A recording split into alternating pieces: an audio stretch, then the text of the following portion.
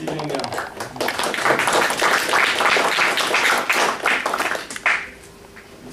Merci, on est très heureux que tu sois parmi nous et tu apportes un élément tout à fait important. Je crois que tout le monde en est témoin. Et ce lien, que d'ailleurs Thierry a beaucoup exploré aussi avec la question du lien de notre langage, de notre communication avec les animaux, à mon avis, apprend. Je connais d'autres personnes qui est dans le même cas de communication avec les dauphins. Philippe Pichard. Oui, c'est ça. Alexandre, alors tu t'es déjà présenté, peut-être deux mots au sens par rapport à ce qui vient d'être dit. Oui, effectivement, je me suis déjà présenté, donc peut-être simplement je voudrais ajouter deux mots par rapport à ce que vient de dire Léna, puisque par ailleurs c'est pas évident d'intervenir après elle, mais je pense qu'elle a évoqué un peu, oui, un peu. Non, un peu. Et parce que je pense qu'elle a évoqué effectivement des points très, très importants, et je pense qu'au fond l'essentiel pour chacun de nous c'est la question du sens. Et donc il me semble que pour la planète, pour la civilisation, au fond, toute la question est de savoir comment trouver le sens, comment motiver nos actions pour arriver à construire une meilleure civilisation, une planète plus durable, et en fonction de quelle logique. Et la question que j'aurais envie de poser, c'est la question de savoir comment élargir cette expérience, parce que j'imagine que nager les dauphins, c'est une très belle expérience, mais qu'il y a d'autres moyens d'élargir sa conscience. Il me semble qu'il serait intéressant justement de voir, de réfléchir à tous les moyens d'élargir sa conscience. Ça c'est un bon sujet, alors je vous propose, ça y est, je suis arrivé, c'est inattendu. Ah, mais ils sont pas sur l'écran. Ah, non, mais ça y est, j'ai plus qu'à le mettre sur l'écran, ce qui est encore une expérience, Voilà, sans doute, tu fais rassembler les fenêtres. très périlleuse. Rassembler les fenêtres. Rassembler les fenêtres. Ah, ça y est, derrière, ça Ça y est, elle est derrière, alors voilà. Je vais même avoir le son. I guess it was the first time in my life that I felt really alive and really happy to be alive, and I was able to really love myself, which, you know, that thought would have never crossed my mind.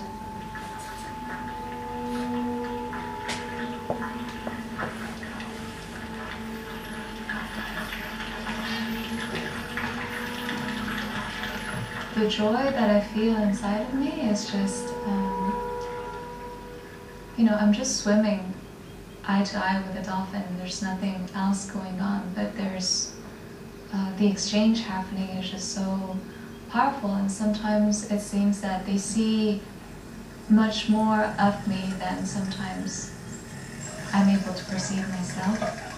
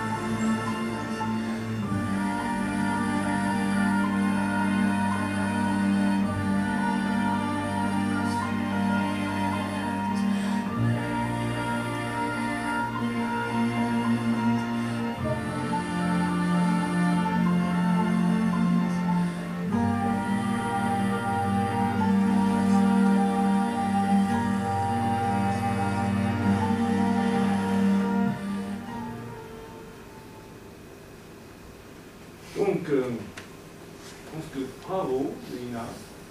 Tu ne le savais pas, mais nous allons te remettre le prix de la Planétérie Award ce soir. C'est très important le travail que tu es en train de faire. Ce lien, ce nouveau lien avec les animaux, avec les dauphins notamment, mais avec l'ensemble des animaux aussi. Alors, c'était un peu le gâteau sur la cerise, ce film. C'était le moment poétique. Merci, merci. Heureusement que tu es là. Je suis dyslexique. Donc j'ai tendance à renverser les cerises et les gâteaux. Mais, oui, donc, nous sommes là confrontés à des choses magnifiques comme cette nouvelle alliance que nous pouvons avoir avec les animaux. Je crois que là, ce qui est en train de se passer, c'est que l'homme est en train de découvrir que les animaux sont très très intelligents, sont simplement une autre forme d'intelligence. Et c'est là, on voit à travers ça tout un nouveau dialogue possible, une nouvelle relation à la biosphère.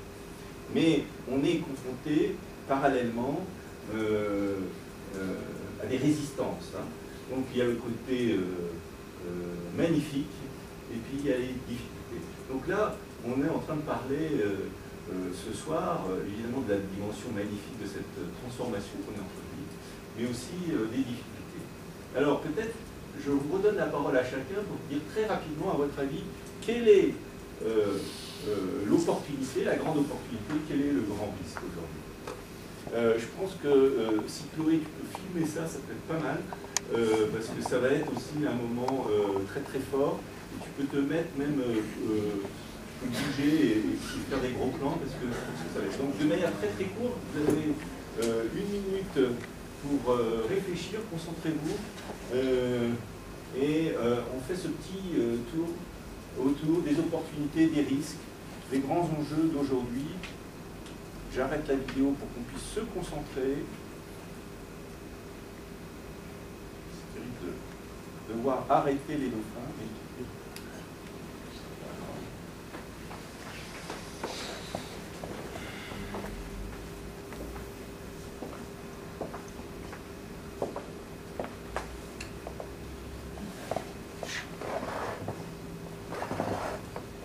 Tu es prêt, Chloé? Ah oui, oui, ça tourne. Très bien. Je supprime les alternatives à l'écoute.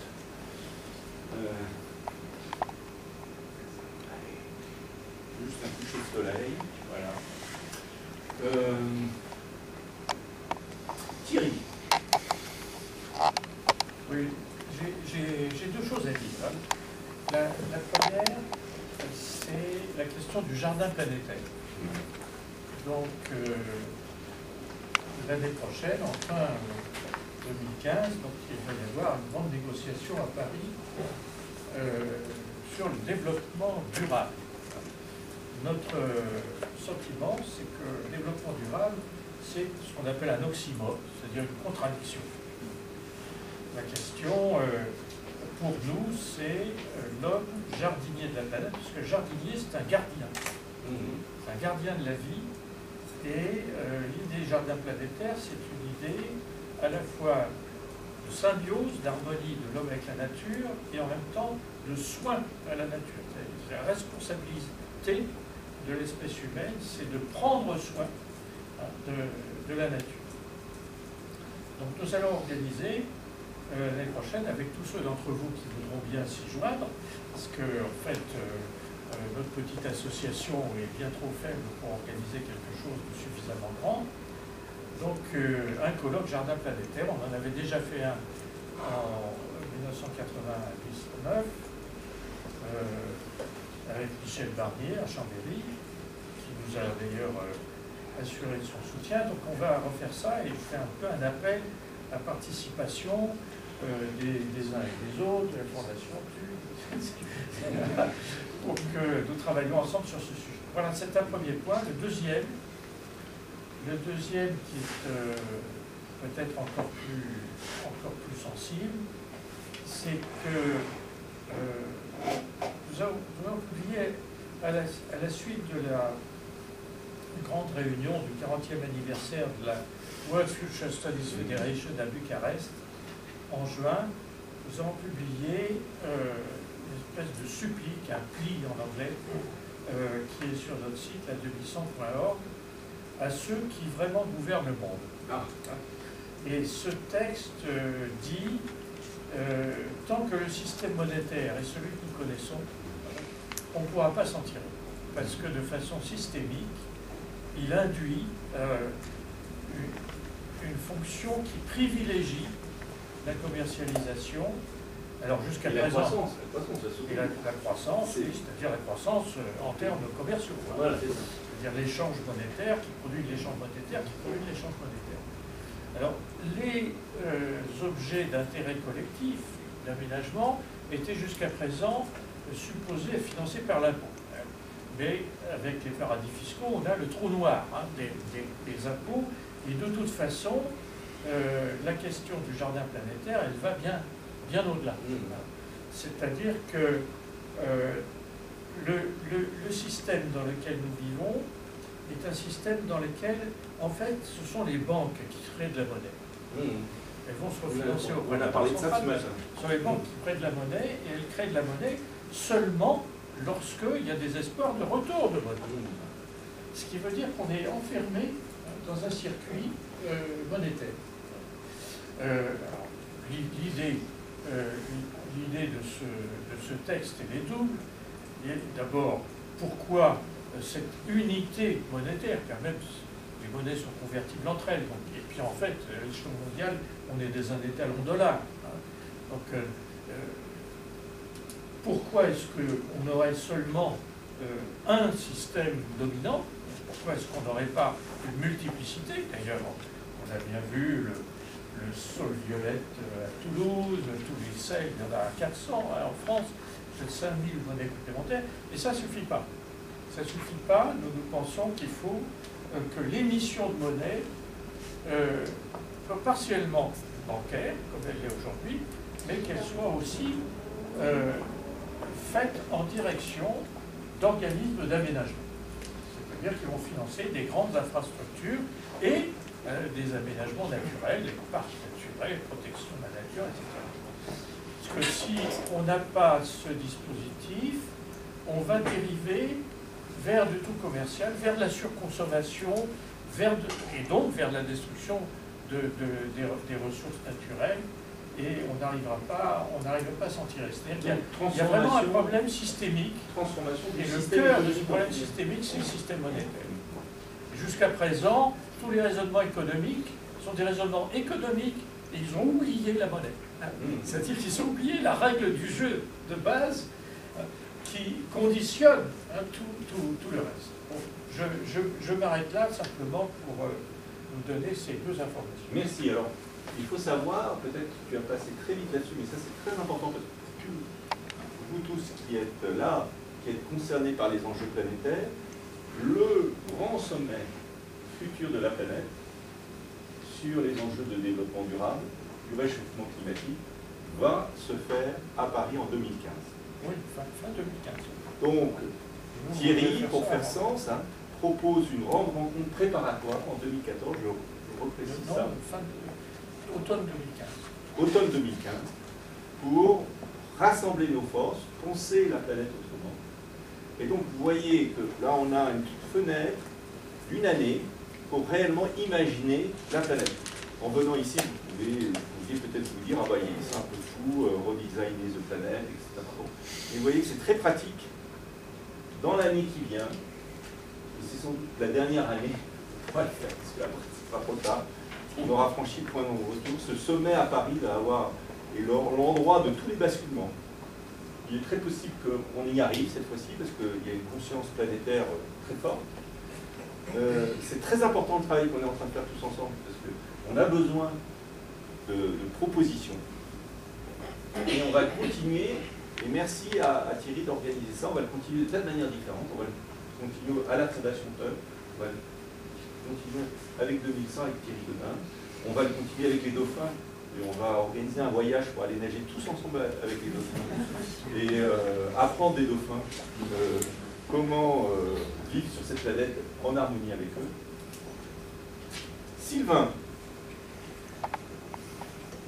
Alors, je parlerai en mon nom propre. Hein, là. Oui, voilà. Tu as d'ailleurs enlevé ta cravate. Voilà. Sans- Oui, opportunité, risque, ça peut se vote, tout ça. Et, Donc, tu parles en ton nom. voilà. Parce que là, tu es en direct devant 1 milliard de personnes. Oui, tu sais, donc c'est bien que tu l'aies précisé. C'est les flux papillons. En fait, moi, le principal risque, c'est la peur. Ouais. Et la principale opportunité, c'est la conscience participative et qu'on voit à travers les réseaux sociaux, à travers les Fab Labs, l'idée qu'on peut construire ensemble. Et ça, c'est ce qui donne l'espoir d'une planète meilleure. Et j'ajouterais la lenteur. C'est pour ça que je parle de mon propre. Moi, je suis pour l'éloge de la lenteur. Et je milite pour un monde plus lent, même si nos voitures sont quand même pas libres. Mais globalement, la lenteur. Et pourquoi la lenteur? Comme une vertu.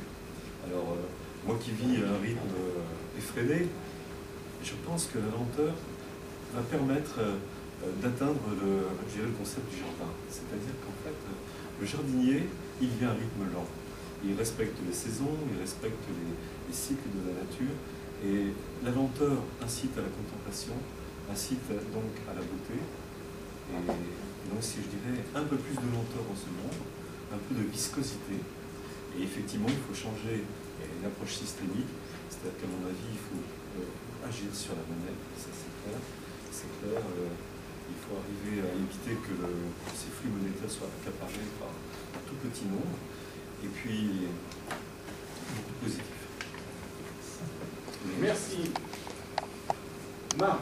Pour moi, l'opportunité dont on a beaucoup parlé, c'est l'explosion de conscience. Et comme je le disais, Alain Gauthier, j'ai beaucoup apprécié dans son livre le fait qu'il faisait ressortir qu'il y a eu 3 Big Bang et non pas un seul. Et donc l'explosion de matière, l'explosion de vie et l'explosion de conscience. Et au niveau de l'explosion de vie, disons, ce qui est fantastique, c'est d'imaginer que tout est parti des micro-algues et personne n'aurait pu imaginer que ces micro-algues allaient se transformer en girafes, en rhinocéros, en oiseaux du paradis.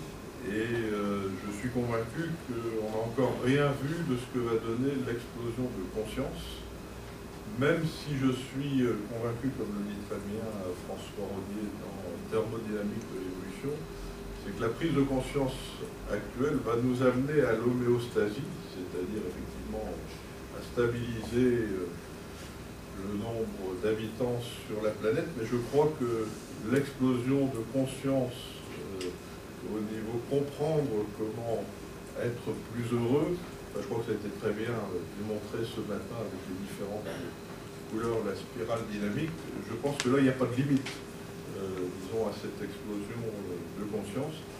Et au niveau des opportunités, comme vous l'avez compris ce matin, je pense qu'il est important que la puissance publique modifie le cadre réglementaire pour amener les opérateurs, pour rendre systémique l'évolution vers un monde plus en phase avec le développement durable. Et je me permets d'insister sur l'importance de déplacer l'impôt et de mettre l'impôt partiellement sur l'énergie de façon à encourager la transition, l'efficacité énergétique et l'économie circulaire. Tu es une des personnes auxquelles s'adresse le prix de Thierry. Tu fais partie des personnes qui rencontrent les grands chefs d'État de la planète, qui les influencent. Que dis-tu par rapport à la proposition de Thierry? La proposition de repenser, y compris la monnaie, parce que toi, tu es prêt à repenser l'impôt, qui est déjà immense, surtout pour quelqu'un qui, comme toi, peut avoir une certaine allergie à l'impôt. Mais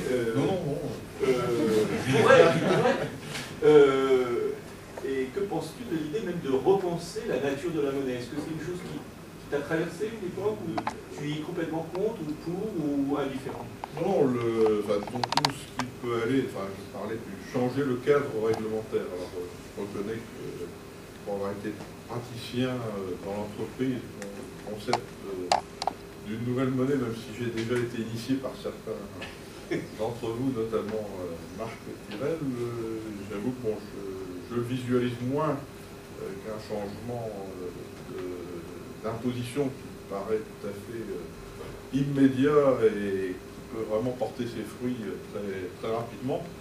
Mais non, sur le principe, si effectivement le changement de monnaie, enfin ce que j'ai bien compris dans le changement de monnaie, parce que je suis très attaché à ce qui est du domaine du vivant, c'est que la monnaie fonctionne comme une enzyme.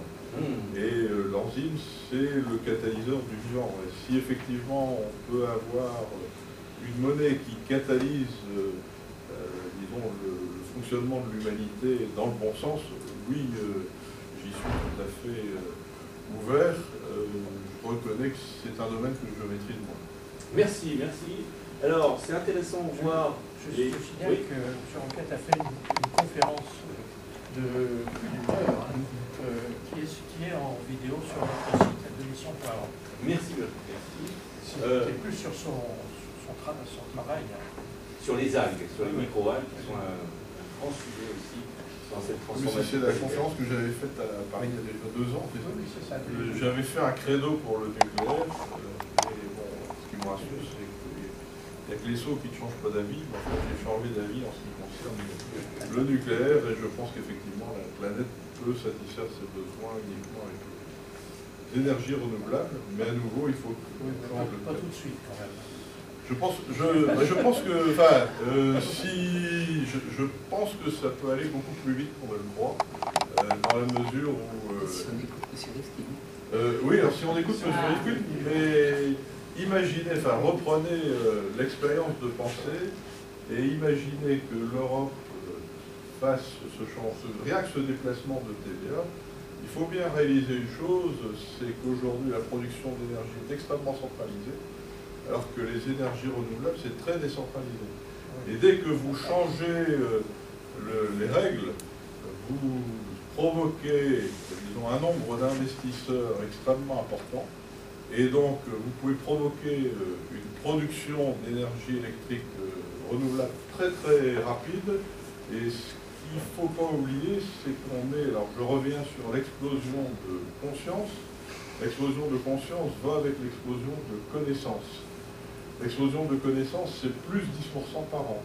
Ça veut dire qu'en 2100, le capital scientifique de l'humanité sera 13 780 fois plus puissant qu'il ne l'était en 2000. Il faut bien voir que cette explosion de connaissances, elle va vers le fossile. Et le gaz de schiste est bien la preuve que l'explosion de connaissances continue d'irriguer le fossile. Elle va vers le nucléaire, mais moi ce qui me frappe, c'est que malgré cette explosion de connaissances qui arrive toujours dans le nucléaire, il patine. Et probablement à cause des critères de sécurité, il n'arrive pas à tenir, et c'est ce qu'on a vu en Angleterre. Maintenant, le nucléaire est plus cher que l'éolien. Et par contre, rien ne freine l'explosion de connaissances sur le renouvelable. Et vous pouvez regarder la baisse des prix de revenus depuis 15-20 ans. Un petit signe qui ne trompe pas, c'est vous prenez Wikipédia, vous prenez l'éolien et vous prenez le photovoltaïque et regardez les taux de croissance. Personnellement, pour essayer d'identifier dans notre société les produits qui avaient du potentiel, je regardais à l'émergence quels étaient les taux de croissance. Et quand vous avez des très forts taux de croissance, c'est effectivement très bon signe. Et il y a actuellement de très bons taux de croissance, malgré tout ce qui se passe, malgré les subventions à l'éolien, au photovoltaïque qui sont peut-être moins importantes, mais au niveau mondial, ça continue de progresser très fort.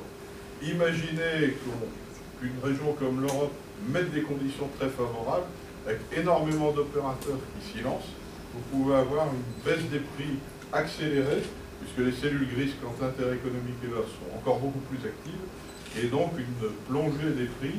Et personnellement, je suis de ceux qui pensent, mais je n'avais pas cette réflexion-là il y a 2 ans, que ça peut aller, disons, assez vite, et je pense qu'à l'horizon 2050, il deviendra évident pour tout le monde que les énergies renouvelables sont moins chères que le fossile et le nucléaire. Mais bon, on n'est pas obligé de...